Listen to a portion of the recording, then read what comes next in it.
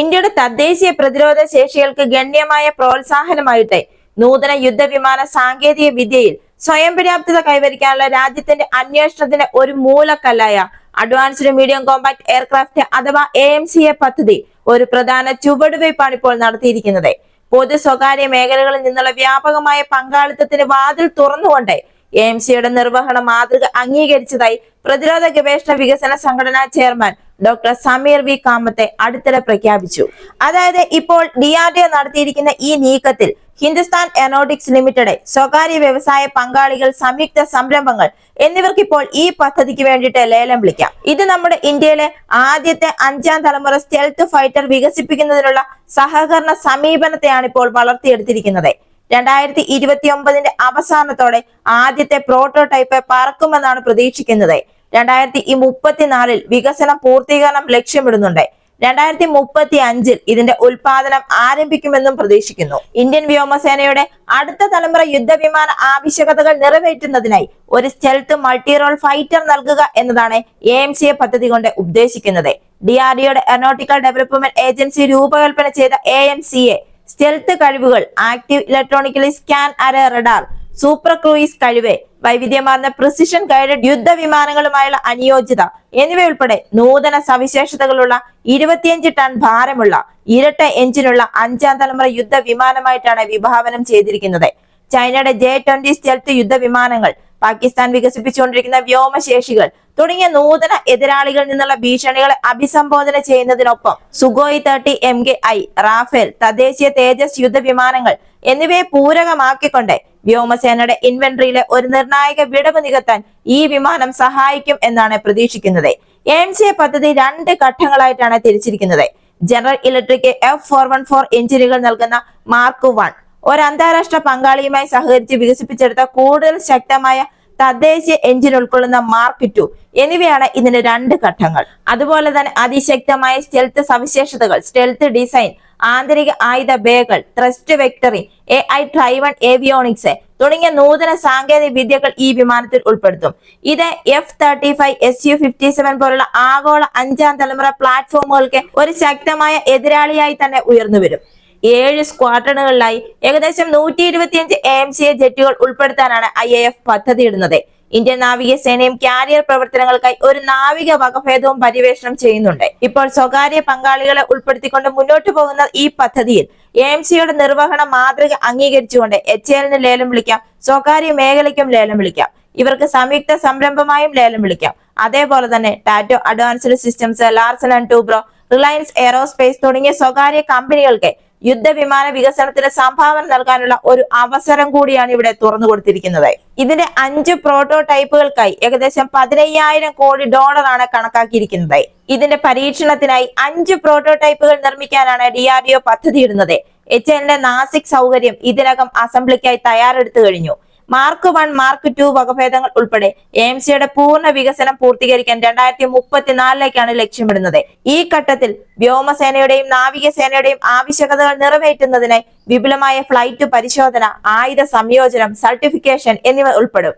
അതേപോലെ തന്നെ 2035 ആകുമ്പോഴേക്കും AMCA മാർക്ക് 1ന്റെ പരമ്പര ഉൽപാദനം ആരംഭിക്കും. HALും സ്വകാര്യ പങ്കാളികളും ചേർന്ന് IAFന് വിമാനങ്ങളുടെ ആദ്യ ബാച്ച് എത്തിക്കുന്നതിനായി ഉൽപാദനം വർദ്ധിപ്പിക്കുകയും ചെയ്യും. ഉൽപാദന ഘട്ടത്തിൽ തദ്ദേശീയവൽക്കരണത്തിന് മുൻഗണന നൽകും. 70% ഘടകങ്ങളും പ്രാദേശികമായി ലഭ്യമാക്കും എന്നാണ് പ്രതീക്ഷിക്കുന്നത്. നൂതന യുദ്ധവിമാന സാങ്കേതിക വിദ്യയിൽ സ്വയം പര്യാപ്തത കൈവരിക്കാനുള്ള രാജ്യത്തിന്റെ ഒരു പ്രധാന മൂലക്കല്ലായി മാറാൻ പോകുകയാണ് ഇന്ത്യയുടെ 5ാം തലമുറ യുദ്ധവിമാനമായ AMCA. അതുപോലെ തന്നെ ഇന്ത്യയുടെ തദ്ദേശീയമായി നിർമ്മിച്ച ലൈറ്റ് കോമ്പാക്ട് എയർക്രാഫ്റ്റിന്റെ അതായത് LCAയുടെ നൂതന വകഭേദമായ തേജസ് മാർക്ക് 2 കൃത്യതയുള്ള സ്ട്രൈക്കുകൾ മുതൽ വ്യോമ മേധാവിത്വം വരെയുള്ള വൈവിധ്യമാർന്ന ദൗത്യങ്ങൾ കൈകാര്യം ചെയ്യാൻ വേണ്ടി ഈ വിമാനം ഇപ്പോൾ സജ്ജീകരിച്ചിരിക്കുകയാണ്. അതായത് ഇപ്പോൾ ഈ വിമാനത്തിൽ പുതിയ ആയുധങ്ങൾ സംയോജിപ്പിച്ചിരിക്കുകയാണ്. രുദ്രം 2, ആസ്ട്ര മാർക്ക് 1, ASRAAM ജെറ്റിന്റെ മെച്ചപ്പെടുത്തിയ പോരാട്ട ശേഷികൾ പ്രദർശിപ്പിക്കുന്ന സ്മാർട്ട് ആന്റി എയർഫീൽഡ് വെപ്പൺ അതായത് SAAW, ഇതിനുള്ള ക്വാഡ് റാക്ക് എന്നിവയാണ് ഇപ്പോൾ തേജസ് മാർക്ക് 2വിൽ ഉൾപ്പെടുത്തിയിരിക്കുന്നത്. എയറോനോട്ടിക്കൽ ഡെവലപ്മെന്റ് ഏജൻസി രൂപകൽപ്പന ചെയ്ത് ഹിന്ദുസ്ഥാൻ എയറോനോട്ടിക്സ് ലിമിറ്റഡ് നിർമ്മിക്കുന്ന തേജസ് മാർക്ക് 2 മെച്ചപ്പെട്ട എയറോഡൈനാമിക്സ്, കൂടുതൽ ശക്തമായ എഞ്ചിൻ അതായത് GEF414 എഞ്ചിനാണ് ഇതിൽ ഉപയോഗിച്ചിരിക്കുന്നത്. അതേപോലെ തന്നെ നവീകരിച്ച ഏവിയോണിക് സൂട്ട് എന്നിവ ഉൾക്കൊള്ളുന്ന തേജസ് മാർക്ക് 1ന്റെ മറ്റൊരു വകഭേദമാണ്. അതേപോലെ തന്നെ ഇതിലിപ്പോൾ പ്രിസിഷൻ ഗൈഡഡ് മ്യൂണീഷൻ അതായത് PGM ഉണ്ട്. ഇന്ത്യയുടെ പ്രതിരോധ ഗവേഷണ വികസന സംഘടന വികസിപ്പിച്ചെടുത്ത അടുത്ത തലമുറ ഗൈഡഡ് ബോംബാണ് ഈ PGM. താര PGM എന്നറിയപ്പെടുന്ന ഇത് കൃത്യതയുള്ള ആക്രമണങ്ങൾക്കായിട്ടാണ് രൂപകൽപ്പന ചെയ്തിരിക്കുന്നത്. പ്രതികൂല കാലാവസ്ഥയിൽ പോലും ബങ്കറുകൾ, ശത്രു അടിസ്ഥാന സൗകര്യങ്ങൾ തുടങ്ങിയ ഉയർന്ന മൂല്യമുള്ള ലക്ഷ്യങ്ങൾക്കെതിരെ മെച്ചപ്പെട്ട കൃത്യതയാണ് ഇത് വാഗ്ദാനം ചെയ്യുന്നത്. തേജസ് മാർക്ക് 2യുമായുള്ള ഇതിന്റെ സംയോജനം സർജിക്കൽ സ്ട്രൈക്ക് ദൗത്യങ്ങളിൽ ജെറ്റിന്റെ പങ്ക് അടിവരയിട്ട് കാണിക്കുന്നു. അടുത്തതായി നമ്മുടെ രുദ്രം 2 ഒരു നൂതന ആന്റി റേഡിയേഷൻ മിസൈലാണ് രുദ്രം 2. റഡാർ ഇൻസ്റ്റാളേഷനുകളെയും ആശയവിനിമയ നോഡുകളെയും ലക്ഷ്യം വെക്കാൻ കഴിവുള്ള രുദ്രം 2 ആഴത്തിലുള്ള ആക്രമണങ്ങളിൽ ഏർപ്പെടുന്നതിന് മുമ്പേ ഭീഷണികളെ നിർവീര്യമാക്കാനുള്ള തേജസ് മാർക്ക് 2ന്റെ കഴിവ് വർദ്ധിപ്പിക്കുന്നു. ഇതൊരു മത്സരാധിഷ്ഠിത വ്യോമാതത്തിൽ ഒരു നിർണായകമായ ആസ്തിയായി മാറുന്നു. അടുത്ത താരമാണ് നമ്മുടെ ആസ്ട്ര മാർക്ക് 1. DRDO വികസിപ്പിച്ചെടുത്ത ഇന്ത്യയുടെ തദ്ദേശീയമായി നിർമ്മിച്ച ദൃശ്യപരിധിക്കപ്പുറമുള്ള എയർ ടു എയർ മിസൈലാണ് ആസ്ട്ര മാർക്ക് 1. 100 കിലോമീറ്ററിലധികം ദൂരപരിധിയാണ് ഇതിനുള്ളത്. ശത്രു വിമാനങ്ങളെ ദീർഘദൂരങ്ങളിൽ നേരിടാനുള്ള ശക്തമായ കഴിവാണിത് തേജസ് മാർക്ക് 2വിന് നൽകുന്നത്.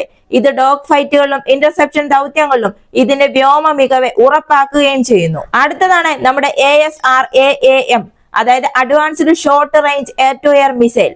ബ്രിട്ടീഷ് വംശജരായ ASRAAM ക്ലോസ് ക്വാർട്ടേഴ്സ് വ്യോമ പോരാട്ടത്തിനായി രൂപകൽപ്പന ചെയ്ത വളരെ ചടുലവും ഇൻഫ്രാറെഡ് ഗൈഡഡ് മിസൈലുമാണ്. തേജസ് മാർക്ക് 2വിന്റെ ആയുധപ്പുരയിൽ ഇത് ഉൾപ്പെടുത്തിയിരിക്കുന്നത് ദൃശ്യ ശ്രേണിയിലുള്ള വേഗത്തിൽ ചലിക്കുന്ന ലക്ഷ്യങ്ങളെ നേരിടാനുള്ള ജെറ്റിന്റെ കഴിവ് വർദ്ധിപ്പിക്കാൻ വേണ്ടിയിട്ടാണ്.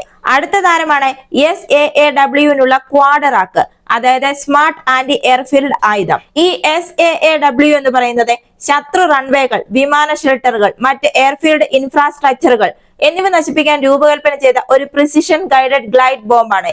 ഇത് വികസിപ്പിച്ചെടുത്തതും നമ്മുടെ DRDO ആണ്. ഇതിനുവേണ്ടി ഇപ്പോൾ ഈ ക്വാഡറാക്ക് ഉപയോഗപ്പെടുത്തിയിരിക്കുന്നത് കൊണ്ട് ഈ തേജസ് മാർക്ക് 2വിൽ ഒരേ സമയം തന്നെ 4 SAAW ബോംബുകൾ വഹിക്കാൻ സാധിക്കും. ഇത് ശക്തമായി പ്രതിരോധിക്കപ്പെട്ട ലക്ഷ്യങ്ങൾക്കെതിരെ അതിന്റെ ഫയർ പവറും ദൗത്യ കാര്യക്ഷമതയും ഗണ്യമായി വർദ്ധിപ്പിക്കുന്നു. ഇങ്ങനെ അതിശക്തമായ ആയുധങ്ങളുമായി എത്തുന്ന തേജസ് മാർക്ക് 2 ഇന്ത്യൻ വ്യോമസേനയ്ക്ക് ഒരു ഗെയിം ചേഞ്ചറായി മാറാൻ പോവുകയാണ്. തദ്ദേശീയവൽക്കരണത്തിൽ ശ്രദ്ധ കേന്ദ്രീകരിച്ച് ഈ ആയുധങ്ങളിൽ ഭൂരിഭാഗവും ആഭ്യന്തരമായി വികസിപ്പിച്ചെടുത്തതാണ്. മെച്ചപ്പെട്ട പേലോഡ് ശേഷിയും മൾട്ടി റോൾ കഴിവുകളുമായി എത്തുന്ന തേജസ് മാർക്ക് 2 MiG-21 പോലുള്ള പഴകിയ വിമാനങ്ങളെ മാറ്റി സ്ഥാപിക്കാൻ വേണ്ടി IAFന്റെ കപ്പലിലെ റാഫേൽ, സുഖോയ് 30 MK പോലുള്ള കൂടുതൽ നൂതന ജെറ്റുകളെ പൂരകമാക്കാനും വേണ്ടിയാണ് ഒരുങ്ങിയിരിക്കുന്നത്. വായുവിൽ നിന്ന് വായുവിലേക്കും വായുവിൽ നിന്ന് കരയിലേക്കുമുള്ള യുദ്ധോപകരണങ്ങൾ വഹിക്കാനുള്ള ഒരു കഴിവും ഇതിനുണ്ട്. ഈ കഴിവ് കലാപവിരുദ്ധ ദൗത്യങ്ങൾ മുതൽ പൂർണ്ണ തോതിലുള്ള സംഘർഷങ്ങൾ വരെയുള്ള വിവിധ പ്രവർത്തന സാഹചര്യങ്ങൾക്ക് അനുയോജ്യമായ ഒരു വൈവിധ്യമാർന്ന പ്ലാറ്റ്ഫോമാക്കി ഇതിനെ മാറ്റുന്നു. പ്രത്യേകിച്ച് ഇതിലെ SAAWയ്ക്ക് വേണ്ടിയുള്ള ക്വാഡറാക്ക് ഇന്ത്യയുടെ അതിർത്തിയിൽ ഏത് സാധ്യതയുള്ള സംഘർഷം ഉണ്ടായാലും ശത്രു വ്യോമത്താവളങ്ങളെ നിർവീര്യമാക്കുന്നതിൽ ഇതിനെ സഹായിക്കുന്നു. ഇങ്ങനെ ഈ പുതിയ ആയുധങ്ങളോടുകൂടിയ തേജസ് മാർക്ക് 2വിന്റെ അനാച്ഛാദനം ബഹിരാകാശ പ്രതിരോധ സാങ്കേതിക വിദ്യകളിലെ ഇന്ത്യയുടെ വളർന്നു വരുന്ന വൈദഗ്ധ്യത്തിന്റെ തെളിവാണ്. ഇങ്ങനെ വളർന്നുകൊണ്ടിരിക്കുന്ന ഇന്ത്യയെ കണ്ട്, ഇന്ത്യയുടെ പ്രതിരോധ മേഖലയുടെ വളർച്ച കണ്ട് ലോകരാജ്യങ്ങൾ പോലും ഇപ്പോൾ അമ്പരപ്പോടുകൂടിയാണ് നോക്കിക്കാണുന്നത്. ഇതുപോലുള്ള പ്രതിരോധ വാർത്തകൾക്ക് വേണ്ടി മറക്കാതെ തന്നെ ഈ ചാനൽ ഒന്ന് സബ്സ്ക്രൈബ് ചെയ്യുക. ഈ വീഡിയോ ഇഷ്ടമായെങ്കിൽ ലൈക്ക് തരിക. മറ്റൊരു വീഡിയോയുമായി വീണ്ടും കാണാം.